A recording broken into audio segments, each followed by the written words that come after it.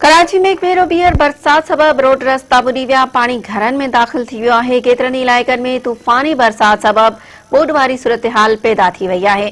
मौसमियात खाते चयो आहे त बरसात जो सिस्टम कमज़ोर थियण बदिरां मज़बूत थी रहियो आहे। क़ाइदाबाद, लांढी, मलीर, सरजानी टाउन, लियाकताबाद, नाज़िमाबाद ऐं ॿियनि इलाइक़नि में तेज़ बरसात वई आहे। सुपर हाईवे सोराबकोट, नाज़िमाबाद ऐं खोखरापार ऐं ॿियनि इलाइक़नि में बि तेज़ वसकारो थियो आहे। कराची में बरसात सबब रोड रस्ता तलाउ बणिजी विया आहिनि। पानी घरनि में बि दाख़िल थी वियो आहे। यार मोहम्मद ॻोठ, मदीना टाउन ऐं शफ़ी मोहम्मद ॻोठ पाणी हेठि अची चुका आहिनि। मलीर नदी में पानी जी चाढ़ सबब बेघर थियल माण्हू खुले आसमान हेठि वेहण ते मजबूर बणियल आहिनि। शहर में पाक फ़ौज जूं इमदादी कार्रवायूं बि जारी आहिनि। मुख़्तलिफ़ हादसनि में फ़ौत थियल माण्हुनि जो अंग 14 थी वियो आहे। मौसमियात खाते चयो आहे त बरसात जो सिस्टम कमज़ोर थियण बदिरां मज़बूत थी रहियो आहे। कमज़ोर थींदड़ सिस्टम बलोचिस्तान खां ईंदड़ सिस्टम सां गॾिजी मज़बूत थी वियो आहे।